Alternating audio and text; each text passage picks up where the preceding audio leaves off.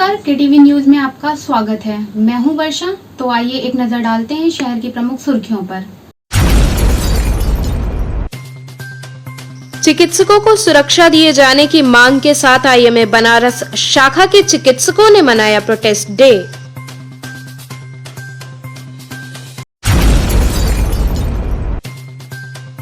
BHU राजनीति विज्ञान विभाग के छात्रों ने शोध प्रवेश परीक्षा में अनियमितता का आरोप लगाते हुए किया धरना प्रदर्शन।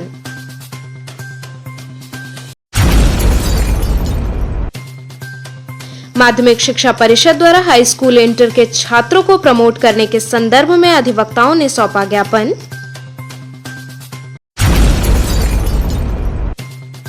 और कोरोना की संभावित तीसरी लहर से पहले बीएचयू अस्पताल में लगाया जा रहा ऑक्सीजन प्लांट। और अब खबरें विस्तार से। इंडियन मेडिकल एसोसिएशन बनारस शाखा के चिकित्सकों ने प्रोटेस्ट डे मनाते हुए उन्हें समुचित सुरक्षा प्रदान किए जाने की मांग की। इंडियन मेडिकल एसोसिएशन राष्ट्रीय के आह्वान पर लोहराबीर स्थित इंडियन मेडिकल एसोसिएशन के बनारस शाखा में सभी चिकित्सकों द्वारा प्रोटेस्ट डे मनाया गया। इस दौरान चिकित्सकों ने कहा कि आए दिन चिकित्सकों एवं चिकित्सालयों में तोड़फोड़ की घटनाएं होती रहती हैं, जिस पर सरकार को रोक लगानी चाहिए। वर्तमान समय में हर चिकित्सक मानसिक और शारीरिक प्रताड़ना के साथ कार्य करने को मजबूर है। इंडियन मेडिकल एसोसिएशन ने इसी मुद्दे पर प्रधानमंत्री को संबोधित 5 सूत्री मांग पत्र वाराणसी के उच्च अधिकारियों को सौंपा है, जिसमें चिकित्सालय परिसर में पर्याप्त मात्रा में सुरक्षा की व्यवस्था किए जाने की मांग हुई, जिससे चिकित्सक भयमुक्त होकर अपना कार्य संपादित कर सकें। साथ ही चिकित्सकों से दुर्व्यवहार करने वालों के लिए कड़े कानून बनाए जाएं। प्रदेश तथा जिले स्तर पर चिकित्सकों के साथ भेदभाव न करते हुए सरकार द्वारा उचित तरीके से सहयोग प्रदान किया जाए। कोरोना से जिन चिकित्सकों की मृत्यु हुई है, उनको भारत सरकार द्वारा प्रदत्त इंश्योरेंस का लाभ दिया जाए एवं सभी मृतकों को कोरोना शहीद का सम्मान दिया जाए। विरोध प्रदर्शन में मुख्य रूप से doctor Ashok Rai, doctor Manisha Singh, doctor Rajeshwar Narayan Singh, doctor Madhu Agarwal, doctor Arvind Singh, doctor NP Singh इत्यादि चिकित्सक मौजूद रहे। डॉक्टर साहब, आज किस उद्देश्य से प्रेस वार्ता बुलाई गई है? आज ये वाराणसी इंडियन मेडिकल एसोसिएशन द्वारा बुलाई गई ये प्रेस वार्ता है। इस प्रेस वार्ता का मेन उद्देश्य है कि इंडियन मेडिकल एसोसिएशन हमारे मुख्यालय ने एक कॉल दिया है राष्ट्रीय विरोध दिवस का, नेशनल प्रोटेस्ट डे। पूरी इंडिया में हम लोग पूरे भारतवर्ष में इस तरह का विरोध प्रदर्शन कर रहे हैं। इसके तहत हमारे वाराणसी के भी सारे चिकित्सक अपनी बाहों पर काली पट्टी बांध करके या काली टी शर्ट पहन करके या काला मास्क पहन करके एक विरोध करेंगे और सरकार का ध्यान आकृष्ट करेंगे कि चिकित्सालयों के ऊपर जो हिंसा हो रही है उसको रोका जाए, उसके खिलाफ एक सख्त से सख्त कानून बनाया जाए, उस कानून का अच्छी तरह से इम्प्लीमेंट कराया जाए। कब से ये विरोध शुरू होगा आप लोगों का? विरोध शुरू हो गया है, विरोध शुरू है। आज ही के दिन पूरा विरोध है, एक ही दिन का विरोध दिवस है और ये विरोध एक दिन का रहेगा। उसके बाद सरकार हम लोग पूरे प्रधानमंत्री जी को माननीय कमिश्नर आयुक्त महोदय के माध्यम से, जिलाधिकारी महोदय के माध्यम से, हमारे मेंबर ऑफ पार्लियामेंट के माध्यम से, हमारे मंत्रियों के माध्यम से हम एक प्रत्यावेदन माननीय प्रधानमंत्री जी को भेज रहे हैं और उनका ध्यान आकृष्ट करने का प्रयास कर रहा है। हमारे नेशनल हेडक्वार्टर ने प्रधानमंत्री जी को डायरेक्ट पत्र भेज चुके हैं और पूरे देश से हमारा ये जा रहा है मेमोरेंडम। हमारे कॉलेज के जो मेडिकल कॉलेजेस हैं उसके सारे छात्र अपनी कक्षाओं का बहिष्कार किए हैं, वो भी बाहर आकर के काली पट्टी बांध करके वहाँ खड़े हैं। और हमारे सभी जूनियर डॉक्टर्स के जो जूनियर डॉक्टर्स हैं अस्पतालों में काम करने वाले हैं, वो भी काली पट्टी बांध करके विरोध प्रदर्शन कर।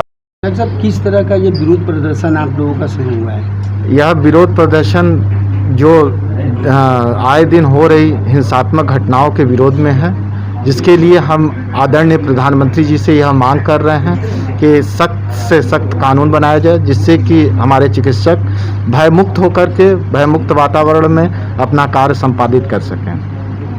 तो इसमें क्या दिक्कतें आ रही है आप लोगों को? इसमें दिक्कतें ये आ रही हैं कि आए दिन चिकित्सालयों में वहाँ न कोई व्यवस्था है सुरक्षा की, ना क्या करते हैं कोई सिक्योरिटी की व्यवस्था है, जिससे कि हर मरीज आकर के वहाँ मारपीट झगड़ा लड़ाई करता है, जिससे चिकित्सक मेंटल ट्रॉमा में जा रहे हैं। वो इतने मानसिक उत्पीड़न के शिकार हो जा रहे हैं कि उनका कार्य करना बहुत मुश्किल हो जा रहा है। वो इमरजेंसी से अब भागने लगे हैं। लोगों को इमरजेंसी सुविधा कुछ दिन में मिलना बंद हो जाएगा, क्योंकि जिस तरह से चिकित्सक डर से भयभीत हैं। तो इसलिए हम आदरणीय प्रधानमंत्री जी से निवेदन करते हैं, यह मांग करते हैं कि ऐसा कानून बनाया जाए, इस तरह की सुरक्षा व्यवस्था चिकित्सालयों में की जाए, जिससे कि चिकित्सक भय मुक्त होकर के कार्य कर सकें, अपना कार्य संपादित कर सकें और क्या कहते हैं, सब चीज़ अच्छा हो सके। बस यही हमारा डिमांड। बीएचयू राजनीति विज्ञान विभाग के परस्नातक छात्रों ने शोध प्रवेश परीक्षा में अनियमितता का आरोप लगाते हुए धरना प्रदर्शन किया। काशी हिंदू विश्वविद्यालय के राजनीति विज्ञान विभाग के परास्नातक के छात्रों ने परिसर में धरना प्रदर्शन किया। प्रदर्शन कर रहे छात्रों का आरोप है कि विगत 3 वर्षों से विभाग में शोध प्रवेश परीक्षा में अनियमितता बरती जा रही है। विभागाध्यक्ष मनमाने तरीके से नए छात्रों को प्रवेश दे रहे हैं, जबकि प्रतिभावान छात्र इससे वंचित रह जा रहे हैं। इस बाबत कुछ दिन पूर्व हमने कुलपति को ज्ञापन सौंपा था। हमारी मांग है कि एक कमेटी गठित की जाए जो इस संबंध में निष्पक्ष जांच करे, शोध परीक्षा 2021 का परिणाम स्थगित कर नए सिरे से निष्पक्ष रूप से परीक्षा कराई जाए। विगत 3 वर्षों से राजनीति विज्ञान विभाग में शोध प्रवेश परीक्षा में लगातार अनियमितताएं की जा रही हैं, गड़बड़ी की जा रही है और जो प्रतिभावान छात्र हैं उनका प्रवेश नहीं हो पा रहा है, क्योंकि जो विभागाध्यक्ष हैं वो कहीं ना कहीं बहुत ज़्यादा मनमानी कर रहे हैं। उनको जो समझ में आ रहा है, जिस तरीके से दलाली की जा सकती है शोध की, उस तरीके से वो दलाली कर रहे हैं और दलाली करके जो है अन्य लोगों का जो है शोध में प्रवेश ले रहे हैं और जो प्रतिभावान छात्र हैं, विश्वविद्यालय के प्रतिभावान छात्र हैं, उनका प्रवेश नहीं हो पा रहा है। तो कहीं ना कहीं इसमें पूरी तरीके से अशोक उपाध्याय जी की मनमानी है और अशोक उपाध्याय लगातार जो है दलाली कर रहे हैं इसके अंदर। हम लोग वाइस चांसलर महोदय को विगत 3-4 दिन पहले जो है एक ज्ञापन दिए थे और उसमें उनसे ये निवेदन किया गया कि जल्द से जल्द आप इसे अपने संज्ञान में लेकर और जो शोध प्रवेश परीक्षा है 2021 वाली, उसको जो है अभी के लिए स्थगित कर दें। उसका जो रिजल्ट आने वाला था उसको स्थगित कर दें। उसके बाद एक कमेटी बनाएं और वो कमेटी ये निर्णय दे कि उसमें किस तरीके से शोध प्रवेश परीक्षा में जो गड़बड़ी की गई है उसकी निष्पक्ष जांच हो और उसमें वो लोग ये बताएं कि अभी भविष्य में नया एक प्रवेश परीक्षा आयोजित की जाए 2021 की और उसके बाद दोबारा से पूरी प्रक्रिया को निष्पक्ष तरीके से संपादित किया जाए। अधिवक्ताओं के प्रतिनिधि मंडल ने एसीएम चतुर्थ को ज्ञापन सौंपा। अधिवक्ता कमलेश चंद्र त्रिपाठी के नेतृत्व में कई अधिवक्ताओं ने एसीएम चतुर्थ अमृता सिंह को ज्ञापन सौंपा। इस दौरान अधिवक्ताओं ने कहा कि छात्रों के जीवन व भविष्य के साथ ही देश की बौद्धिक संपदा व बौद्धिकता से खिलवाड़ करते हुए पूर्णतः असंगत, अव्यावहारिक व दोषपूर्ण तरीके से माध्यमिक शिक्षा के हाई स्कूल व इंटरमीडिएट के छात्रों को प्रमोट करने के दूषित निर्णय पर तत्काल रोक लगाए जाने की मांग को लेकर हमने सचिव माध्यमिक शिक्षा व मुख्यमंत्री उत्तर प्रदेश सरकार को ज्ञापन एसीएम चतुर्थ के माध्यम से सौंपा है। प्रतिनिधि मंडल में अधिवक्ता नागेंद्र सिंह, दिलीप पांडे, संदीप सिंह इत्यादि लोग सम्मिलित रहे। हमने दिया है कि जो माध्यमिक शिक्षा में इंटर के छात्रों को प्रमोट किया जा रहा है माननीय मुख्यमंत्री महोदय द्वारा, उत्तर प्रदेश शासन द्वारा, इस कार्य को रोका जाए। ये बिल्कुल गलत, असंगत और दूषित आदेश है। आप किस प्रकार से, अगर मेरे पास योग्यता नहीं है इंटरमीडिएट में पढ़ने की या बीए में पढ़ने की, तो आप मुझे प्रमोट क्यों कर रहे हैं? आप सत्र 0 कर दीजिए, एज में माइनस कर दीजिए। मैं इंटर में पढ़ने लायक नहीं हूँ, आप मुझे हाई स्कूल इंटर में कर देंगे, तो मेरा पूरा भविष्य आप चौपट कर रहे हैं। ये क्या तरीका है? तो ये इसको रोका जाए। आप सत्र 0 कर दीजिए, मेरी एज में से काउंट हो जाएगा, कम हो जाएगा। ये सत्र 2021 कोरोना के कारण शून्य हो जाएगा शिक्षा में, ये नहीं गिना जाएगा। लेकिन आप जो सबको प्रमोट करते रहे, तो ये कहाँ होता है भाई? मेरी क्षमता 20 किलो वजन ले जाने की, मेरे ऊपर 50 किलो वजन आप लाद दे रहे हैं। मैं हाई स्कूल में पास नहीं हो पा रहा हूँ, आप मुझे इंटर में कर दे रहे हैं, तो आप तो मेरे भविष्य के साथ खिलवाड़ कर रहे हैं, देश की बौद्धिकता के साथ खिलवाड़ कर रहे हैं। तो किसे ज्ञापन दिया आपने? हमने एसीएम 4 महोदय को ज्ञापन दिया है, माननीय मुख्यमंत्री महोदय को और आपके सचिव माध्यमिक शिक्षा को, कि आप इसको रोकें। इस प्रकार का आदेश बिल्कुल असंगत, दूषित है, इसको आप रद्द करें और इस सत्र को 0 करें। कोरोना की संभावित तीसरी लहर के पहले पीएम केयर फंड से बीएचयू अस्पताल में ऑक्सीजन प्लांट लगाया जा रहा है। कोरोना की संभावित तीसरी लहर से पहले पूर्वांचल का एम्स कहे जाने वाले बीएचयू के सरसुंदरलाल अस्पताल में ऑक्सीजन की क्षमता बढ़ाई जा रही है। पीएम केयर फंड से अस्पताल में 1000 एलपीएम का पीएसए ऑक्सीजन प्लांट लगाया जा रहा है। इस प्लांट से अस्पताल के इमरजेंसी वार्ड में मरीजों को ऑक्सीजन की आपूर्ति होगी। बीएचयू अस्पताल के चिकित्सा अधीक्षक डॉक्टर के गुप्ता ने बताया कि इस प्लांट के लिए डीआरडीओ ने मशीन उपलब्ध कराई है। नेशनल हाईवे ऑफ इंडिया और डीआरडीओ के इंजीनियर प्लांट को लगाने का काम कर रहे हैं। प्लांट लगाने के लिए उन्हें जमीन उपलब्ध करा दी गई है। डॉक्टर के गुप्ता ने बताया कि ये पीएसए ऑक्सीजन प्लांट वातावरण के हवा को प्यूरिफाई कर ऑक्सीजन का निर्माण करेगा। इसकी प्योरिटी 98% होगी। 1 मिनट में इस प्लांट से 1000 लीटर ऑक्सीजन का उत्पादन होगा, जिससे अस्पताल के 100 बेड पर मरीजों को ऑक्सीजन की आपूर्ति हो सकेगी। देखिए, एक व्यवस्था है, पीएम केयर फंड से हम लोगों को एक ऑक्सीजन प्लांट देने की बात हुई थी, जिस प्लांट के तहत हम इसको कहते हैं पीएसए प्लांट। ठीक है, तो ये कहलाता है प्रेशर स्विंग एड्जॉर्बेंट प्लांट। तो ये एटमॉस्फेयर से ऑक्सीजन लेकर के उसको फिल्टर्स के द्वारा प्योरीफाई करके देगा। ये प्लांट जो है हम लोगों के यहाँ संतुष्टि दे दी गई।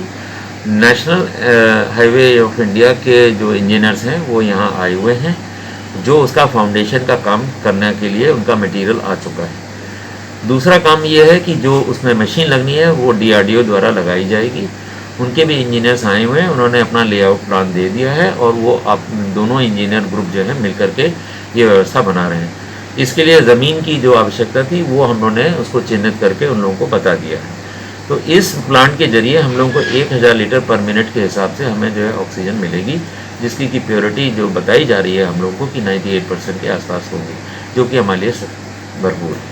कितने बेड पे से सप्लाई हो पाएगी? कम से कम ये तो बड़े आसानी से इसका जो प्रेशर होता है जो हमारे वेंटिलेटर के लिए चाहिए होता है वो भी इसमें है, और इसके रखरखाव में जैसा हमको बताया गया ज़्यादा ज़रूरत नहीं है, और हम 100 बेड का इसमें आसानी से ऑक्सीजन सप्लाई कर सकते हैं विद वेंटिलेटर्स।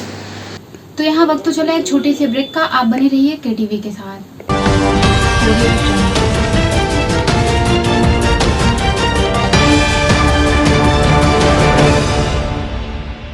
खबरों से जुड़े रहने के लिए हमारे चैनल केटीवी वाराणसी को सब्सक्राइब करें और लेटेस्ट अपडेट्स के लिए बेल आइकन को प्रेस करें।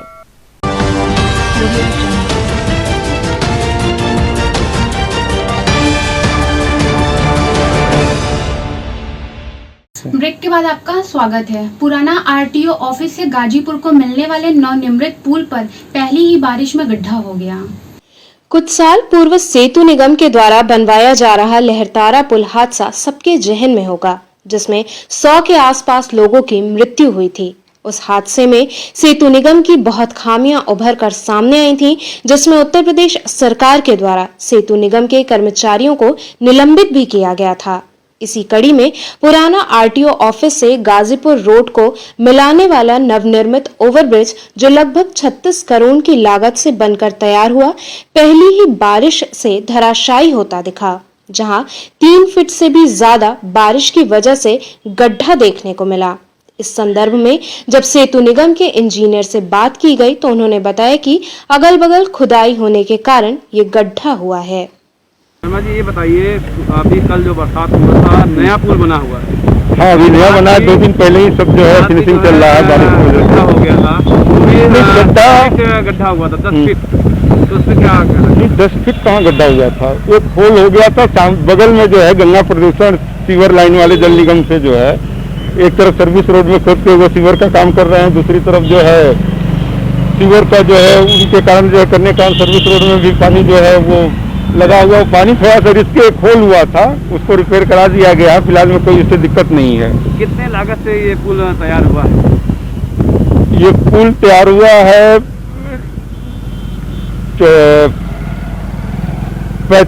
40 करोड़ रुपए की लागत से तैयार हुआ है। कहाँ से कहाँ तक ये जोड़ता है पुल? ये बनारस से और गाजीपुर मार्ग को जो है रेलवे क्रॉसिंग आरओबी 20 स्पेशल को जोड़ता है। ये पुल कहाँ से उठा है और कहाँ तक जाके गिरा है? ये पुल जो है बनारस पहड़िया वाले से लेके और गाजीपुर जो है रेलवे क्रॉसिंग पार करते हुए गाजीपुर जो है की तरफ से तक जो है वो गिरा हुआ है। अभी किलोमीटर का ये पुल होगा? 686 किलोमीटर का है, 682 किलोमीटर का है पुल। अभी इस पुल का अनावरण होना बाकी है और आप लोगों ने फाइनल टच इस पुल को दे दिया। कल पहले अभी फाइनल टचिंग चालू है। 3 से 4 फीट गहरा होल हो गया इस पुल पे। नहीं, ये लागत सामग्री में कमी या क्या कहेंगे? नहीं, ये हमारा पुल में कोई कमी नहीं है। बगल में जो गंगा प्रदूषण का जो खुदाई और सीवर लाइन के कर रहे हैं, उससे कहीं सीवर लाइन का भी वो जहाँ से जो है मैंने दूसरे साइड से जो सर्विस रोड है वहाँ भी खोल के वो टंकी जो है अपना खोले हुए हैं। उसके सीलन से एक जगह थोड़ा सा होल था, उसको रिपेयर करा देगा। हमारे पुल में कोई दिक्कत नहीं है। तो ऐसे में तो पूरी पुल को गिर जानी चाहिए, पूरे रोड पे खुदाई चल रहा है। सीलन जहाँ से लीकेज है ना वहाँ वहीं से है दिक्कत। तो कहीं ना कहीं आप अपनी कमी को दूसरे नहीं, कमी तो नहीं। गंगा प्रदूषण वाले सीवर लाइन के बाद में पुल बनने के बाद जो है अभी काम चालू कर दिए हैं। अभी फाइनल टचिंग भी चालू है पेंटिंग का, और इसका जो है अभी फाइनल टचिंग का भी काम बारिश की वजह से 2-3 दिन से नहीं हो पाया, लेकिन पुल में हमारी कोई ऐसी दिक्कत नहीं है। वो सीवर लाइन पाटा है, कितना दिन नहीं चलेगा? ये चल जाएगा। अब जो है अगर वहाँ से नहीं 1-2 महीने तक नहीं, काफी समय तक चलेगा। अगर सीवर लाइन वाले अपने जो सीवर का चैम्बर है अगर वो बंद कर दे और वहाँ पर जो ज्वाइंट लग जाए जो वहाँ पे है तो कोई दिक्कत नहीं होगा। सीवर लाइन से बार बार गंगा प्रदूषण से हम लोग जो है कंट्रोल कर रहे हैं, तो ये है कि अभी 1 महीना लगेगा, बारिश से उनका काम बाधित है, लेकिन सब जगह खुले हुए हैं इसलिए पानी जो है रिस रहा है। अनुमान लगाया जा सकता है कि जिस तरीके से उन लोगों का काम चल रहा है आगामी 10 से 15 दिन में दूसरी बारिश में ये पूरी पुल ढह जाने की संभावनाएं हैं? नहीं, ऐसा नहीं है। अच्छा वर्मा जी, ये बताइए अभी इस पुल का जो है अनावरण नहीं हुआ है, आज मुख्यमंत्री शहर में, लेकिन इस रोड पे पराठेदार ऑटो और गाड़ियाँ चल रही हैं। गाड़ियाँ इसलिए चल रही है कि सर्विस रोड जो है, सर्विस रोड में एक तरफ जो है वो गंगा प्रदूषण अपना वो पाइपलाइन सीवर का शिफ्टिंग करके वो खोद के छोड़े हुए हैं, दूसरी तरफ भी सर्विस लाइन का वो जो है अपना चैम्बर वम्बर खुले हुए हैं, तो ट्रैफिक को दिक्कत हो जा रहा है। इसलिए छोटे 2 व्हीलर के लिए जो है ये जाने के लिए है। वर्मा जी, आपको किसी ने आदेश दिया है कि आप पुल खोल दीजिए या अपने मन से आपने खोला है, जो कि ऑटो और पराठेदार गाड़ियाँ चल रही है? क्योंकि अभी अनावरण नहीं हुआ और पुल अभी ऑटो और पराठेदार गाड़ियाँ चलने का भी ये कारण है कि जैसे कुछ लोकल आम पब्लिक वाले जैसे पानी बारिश में जो है खुद ये हमारा बैरिकेडिंग बोर्ड हटा के गिरा के हमारे जो गार्ड लगे हैं उनको गाली गलौज करके डांट के जो है, किसी के आदेश पर ये खोला गया है? नहीं, वो खुद अपने आप गिरा के और वो चले जाते हैं। इसके क्या सूचना किसी अधिकारी को या अपने? हाँ, हमने अपने ऊपर वाले अधिकारी को बताया है। तो क्या लिया उन्होंने? संज्ञान नहीं लिया? संज्ञान मैंने लिया है, लेकिन अब ये है कि जब तक सर्विस रोड इधर बंद है उधर बंद है, बारिश का समय है, खराब है, तो आम पब्लिक जाएगी कैसे? तो 2 व्हीलर वाले के लिए जो है थोड़ा सा जो है खोल दिया गया है। तो माना जाए कि ये जो है पुल अनावरण से पहले ही जनता के लिए खोल दिया? नहीं, ऐसा नहीं है, लेकिन ये बारिश के समय मतलब जो है गंगा प्रदूषण ने दोनों तरफ जो है अपना जो है कार्य जो है बढ़ा रखा है। अभी उनका काम हुआ नहीं है, लेकिन बारिश में पानी लग जाने के कारण चाहे उधर भी गड्ढा उनका भर गया गंगा प्रदूषण का, तो ट्रैफिक को थोड़ा ये है कि आम पब्लिक लोकल आदमी हो हल्ला ना करे, उस वजह से जो है छोटे बने 2 पहिया वाहन के लिए खोल दिया गया। आप न चाहे तो देख भी सकते हैं, उधर भी बैरिकेडिंग बोर्ड लगा है, केवल हल्के 2 पहिया वाहन के लिए ही है। पिंडरा गोवंश आश्रय इन दिनों तालाब में तब्दील हो गया। पिंडरा ब्लॉक के गोवंश आश्रयों में पशुओं के मरने का सिलसिला कम होने का नाम नहीं ले रहा है, जिसका मुख्य कारण लगातार हो रही बारिश है, क्योंकि गोवंश आश्रयों में पशुओं को रखने का उचित प्रबंध नहीं है। सरकार के सारे दावे फेल साबित होते दिखाई दे रहे हैं तथा जिलाधिकारी के आदेशों को भी ताक पर रखा जा रहा है। जहां एक तरफ जिलाधिकारी का सख्त आदेश है कि गोवंश आश्रयों में पशुओं का रखरखाव ठीक से होना चाहिए, वहीं उनके ही कर्मचारी उनके आदेशों का मजाक उड़ाते नजर आ रहे हैं, जिसका जीता जागता प्रमाण विक्रमपुर गोवंश आश्रय है, जहां लगातार हो रही बारिश की वजह से हर रोज पशु मरते नजर आ रहे हैं। पशु पानी में रहने को मजबूर हैं, न तो वहां छांव की व्यवस्था है, न चारे का प्रबंध है। आलम यह है कि पूरा गोवंश आश्रय पानी में डूबा हुआ है। इस आश्रय की सबसे खास बात तो ये है कि गांव वालों के खेत का पानी इसी में जाता है, जिसकी वजह से आश्रय तालाब में तब्दील हो गया है। गांव वालों का आरोप है कि पूर्व प्रधान ने खेतों का पानी नाली में पुलिया लगाकर इस गोवंश आश्रम में छोड़ दिया है, जिसके कारण ये डूब जाता है। जब केयरटेकर से इस विषय में पूछा गया तो उसने बताया कि इसकी शिकायत हमने कई बार की है, लेकिन आज तक कोई कार्रवाई नहीं हुई। तो मूलभूत समस्याएं क्या है? बस सर कहना था यहाँ का पूरी छावनी, वहाँ का पूरा खड़ंजा, और इन लोग को रहना रात भर ऐसे रहती है, मरती भी रात होंगी? भर ही ऐसे रहती है सर। मरती भी है इसके कारण? हाँ। अच्छा, और क्या समस्या है आपको? पेमेंट का? पेमेंट का सर कहना था अभी 6 महीना हो गया, अभी पेमेंट भी नहीं मिला। 6 महीने से पेमेंट नहीं मिला है? हाँ सर। अब नए अधिवक्ताओं को वार्षिक सहायता के रूप में सरकार द्वारा 5,000 रुपए प्रदान किए जाएंगे।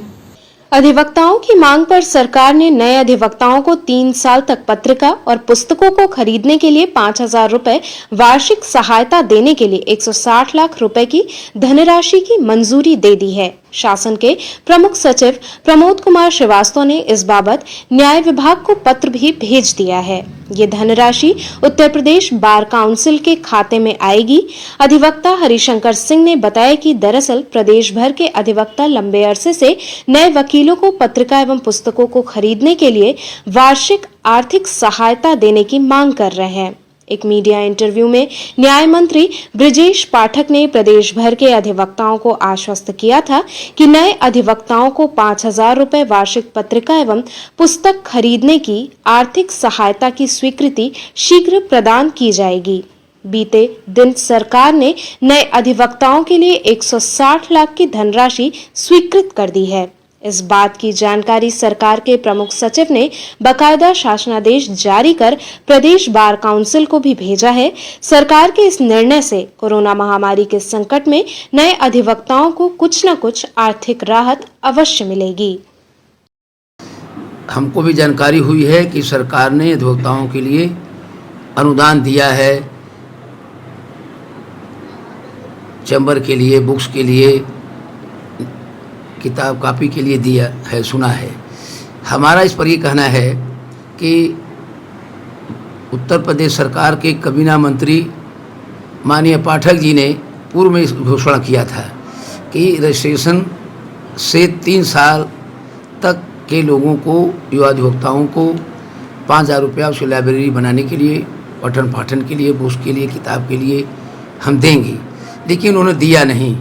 दोबारा फिर उन्होंने ये घोषणा किया अभी कोरोना काल में, कोविड-19 में, कि हम अधिवक्ताओं की दवा मुफ्त कराएंगे सरकारी अस्पताल से, लेकिन ऐसा भी नहीं हुआ। उनके पास कोई एग्जाम्पल, उदाहरण न होगा जो बता सके कि प्रदेश के किसी अधिवक्ता को कोरोना काल में उन्होंने, माननीय पाठक जी ने, किसी का कोई सहायता सरकार द्वारा किया हो। अगर सरकार घोषणा की है, दे तो अच्छी बात है, मैं बधाई देता हूँ, लेकिन अभी बार काउंसिल को नया पैसा नहीं मिला। घोषणा हुई है, शासन है, सरकार करती रहती है। अगर दे तो तब हम कहेंगे कि आपने उसको दिया। अभी कोरोना काल बीता है, माननीय मोदी जी ने करोड़ों अरबों रुपया खर्चा किया बनारस के विकास के लिए, हम उनको बधाई देते हैं। माननीय मोदी जी ने देश का नाम दुनिया में रोशन किया, इस बात के लिए हमने उनको बधाई देते हैं। लेकिन अधिवक्ता समाज को योगी जी, माननीय मोदी जी भूल गए। करोड़ों अरबों खरबों रुपया खर्चा किया देश के जनता के लिए, प्रदेश जनता के लिए। क्या हम प्रदेश के, देश की जनता नहीं हैं? क्या अधिवक्ता समाज का अंग नहीं है? अगर है तो हमारे साथ ये अपेक्षा क्यों? और भी करना चाहिए था। बीटेक छात्रों ने अपने हुनर के दम पर एक अनोखी कार का आविष्कार किया। वाराणसी के बीटेक छात्र ने एक अनोखे कार का आविष्कार किया है। बिना सीट बेल्ट लगाए कार स्टार्ट नहीं होगी। इसके साथ ही कार की चोरी होने व लूट होने पर पुलिस के 3 नंबरों पर कार के लोकेशन की सूचना मिलेगी। इस कार सेफ्टी सिस्टम को वाराणसी के युवा कमलेश मौर्य ने तैयार किया है। इस डिवाइस को बनाने का आइडिया कमलेश को अपने रैपिड मोटर एंड सर्विस के लोगो से मिला है। ये डिवाइस वायरलेस है। इसके 2 सेंसर हैं। पहला कार के इंजन से जुड़ता है और दूसरा सीट बेल्ट के लॉक से। कमलेश ने बताया कि इस डिवाइस को कोई बैटरी से डिस्कनेक्ट कर दे तो भी ये 8 घंटे तक काम करता है। गैरेज में इसका ट्रायल भी शुरू कर दिया गया है। इस काम में कमलेश के बड़े भाई शशिकांत मौर्य उनका पूरा साथ देते हैं। आज आपने किस तरह का डिवाइस बनाया है और इसका क्या उद्देश्य है, कहाँ से प्रेरणा मिली? इस डिवाइस को मैंने कार सेफ्टी डिवाइस का नाम दिया है। इस डिवाइस को मैंने देखा लॉकडाउन के तहत हमारे यहाँ एक्सीडेंटल गाड़ियाँ बहुत आती हैं इंश्योरेंस के माध्यम से।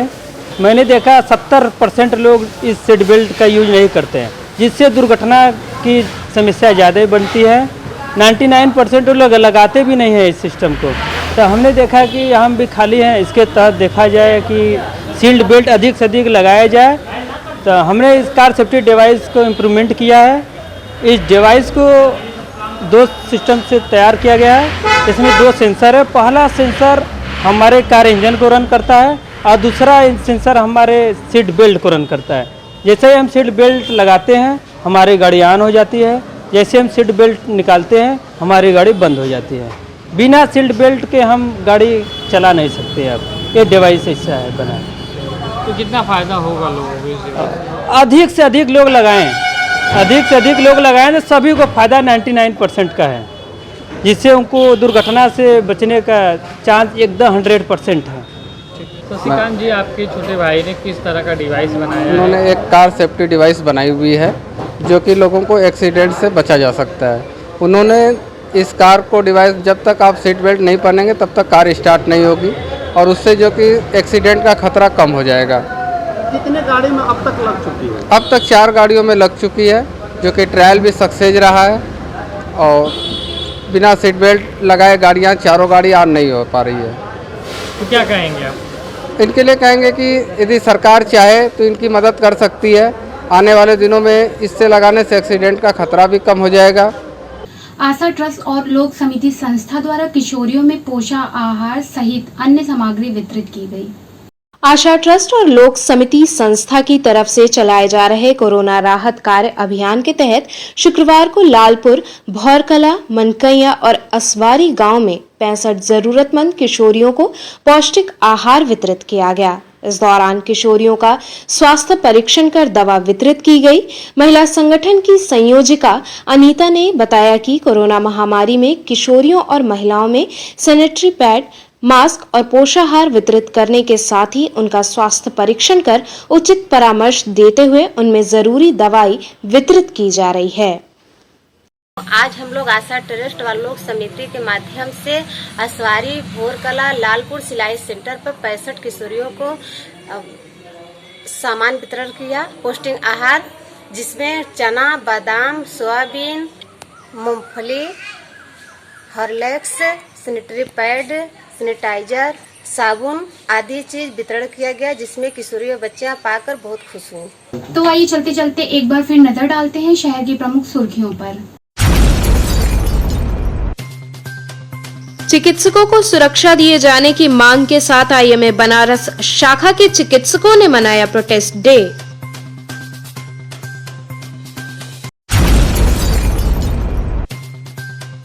बीएचयू राजनीति विज्ञान विभाग के छात्रों ने शोध प्रवेश परीक्षा में अनियमितता का आरोप लगाते हुए किया धरना प्रदर्शन।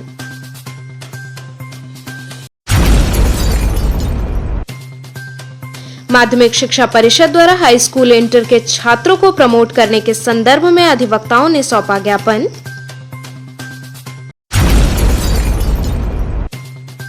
और कोरोना की संभावित तीसरी लहर से पहले बीएचयू अस्पताल में लगाया जा रहा ऑक्सीजन प्लांट।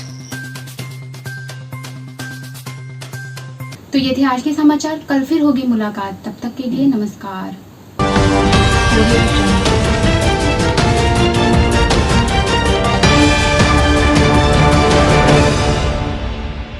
खबरों से जुड़े रहने के लिए हमारे चैनल KTV वाराणसी को सब्सक्राइब करें और लेटेस्ट अपडेट्स के लिए बेल आइकन को प्रेस करें।